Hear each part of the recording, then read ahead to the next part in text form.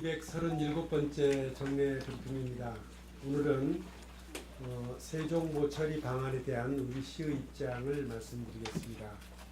지난 2월 22일에 환경부 4대강 조사평가 기획위원회에서 환경성과 경제성, 이수, 치수 등을 평가해서 우리 세종보를 비롯한 5개 보의 처리 방안에 대해서 발표한 바가 있습니다. 그 이후에 우리 세종보 해체를 둘러싸고 우리 세종 시민들의 여론이 찬성과 반대로 나뉘어져 있는 상태입니다. 이와 관련해서 우리 시는 그동안 다양한 경로를 통해서 시민들의 여론을 수렴했고 또 4대강 조사평가위원회의 보고서를 분석하고 나름대로 대안을 검토해 왔습니다. 환경부 주관 주민설명회와 우리 시 주관 시민주권회의를 통해서 여론을 수렴했고 시민단체의 의견도 파악했습니다. 그리고 2월 22일부터 4월 30일까지 TV와 신문 등 60개 언론 매체에 실린 보도 내용도 분석을 했습니다. 각계의 여론을 수렴하고 우리 시의 입장을 정리한 결과를 오늘 말씀드리고자 합니다. 세종 시민 여러분과 시민단체 등의 세종보 해체에 대한 찬성과 반대 의견을 말씀드리면 먼저 세종보 해체를 찬성하는 분들은 첫째, 4대강 조사평가기획위원회의 모니터링 결과 세종보로 인한 수질 오염이 확인되었고 이로 인해서 녹조가 발생하고 큰 빛, 이끼벌레가 나타나는 등 생태계가 파괴된 것으로 나타났고 둘째, 보를 유지 보수하는 것보다 철거가 더 경제적인 것으로 나타났으며 셋째, 보 가동 시 발생하는 낙차 소음과 여름철 악취 때문에 주민들의 생활 불편도 심각하고 보를 해체하면은 조망권이 해소되고 저상권 피해가 발생할 것이라는 주장은 근거가 취약한 주관적인 견해에 불과하다고 밝히고 있습니다. 이러한 이유를 들어서 수질 생태 개선과 자연성 회복을 위해서 보를 해체해서 물이 흐르는 자연 그대로의 금강을 후손들에게 물려줘야 하고 환경 문제를 정치 논리로 끌고 가서는 안 된다고 주장하고 있습니다. 이에 반해서 세종보 해체를 반대하는 분들은 첫째, 세종보의 데이터 수집 기간이 짧고 너무 급하게 추진된 거 아닙니까? 둘째, 도심의 세종보를 농업용수 공급 측면에서 평가한 것은 비합리적인 것이고 또 도시관리에 필요한 용수 확보라든지 친수적 기능 등을 반영하지 않은 것이다. 셋째, 세종보 해체 시 금강의 수위 저하로 인한 호소와 금강 보행도의 경관 훼손, 또 저상권 피해 등을 제대로 고려하지 않았다고 주장하고 있습니다. 넷째로 세종보는 다른 4대강 보와는 달리 참여정부 때 행정중심 복합도시 건설 기본계획 그리고 개발계획의 휴식과 레크레이션 등 친수공간 확보, 수량과 수질 유지 차원에서 반영됐다고 주장하고 있습니다.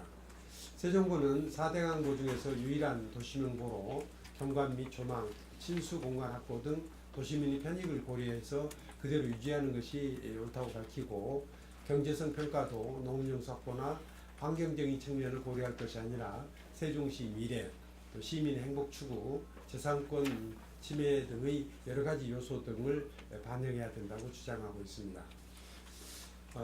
환경부가 5개 보의 처리 방안을 발표한 2월 22일부터 4월 30일까지 60개 언론 매체에서 보도한 내용도 분석을 하였습니다.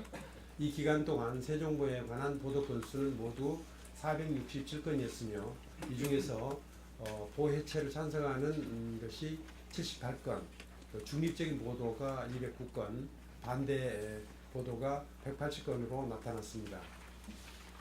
우리 시는 시민 여론과 시민단체 의견 그리고 언론 보도 또 우리 시의 실무적인 검토 등을 토대로 해서 다음과 같이 입장을 정리해서 밝히고자 합니다.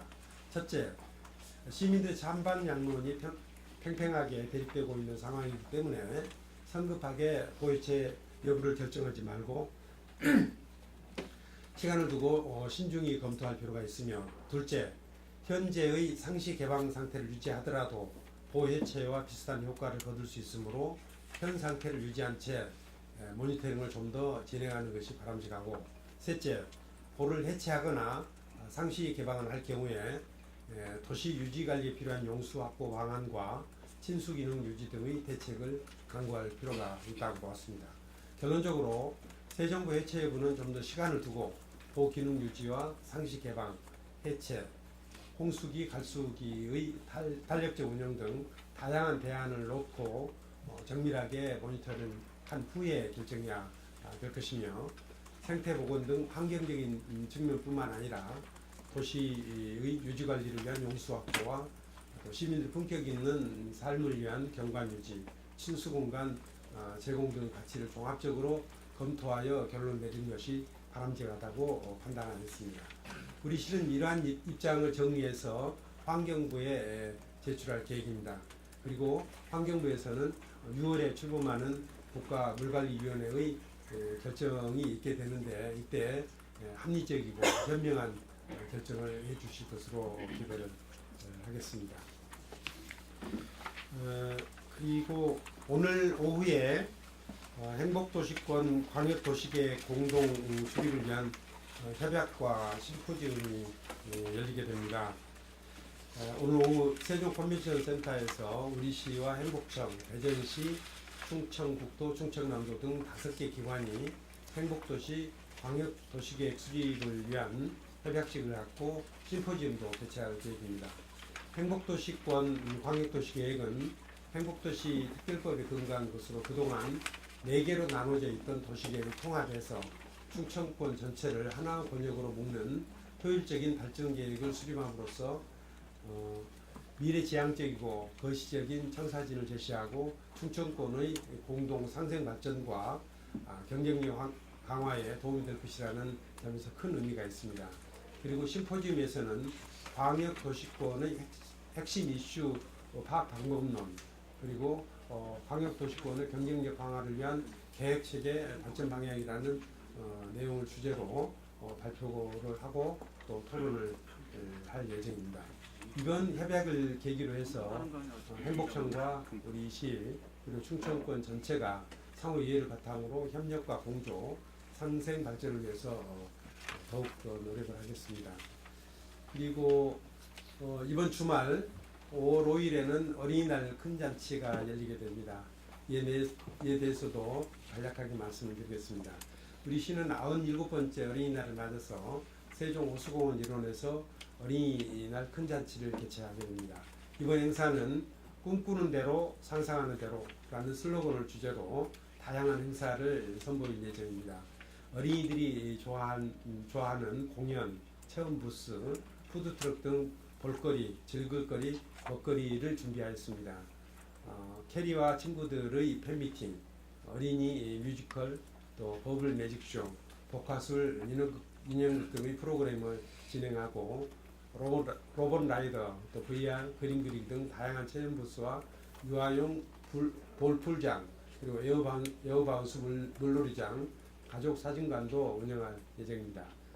가정의 달인 5월 가족과 함께 호수공원에서 열리는 어린이날 큰 잔치에 오셔서 많이들 오셔서 축제도 즐기고 아름다운 추억도 만들어 가시기 바랍니다.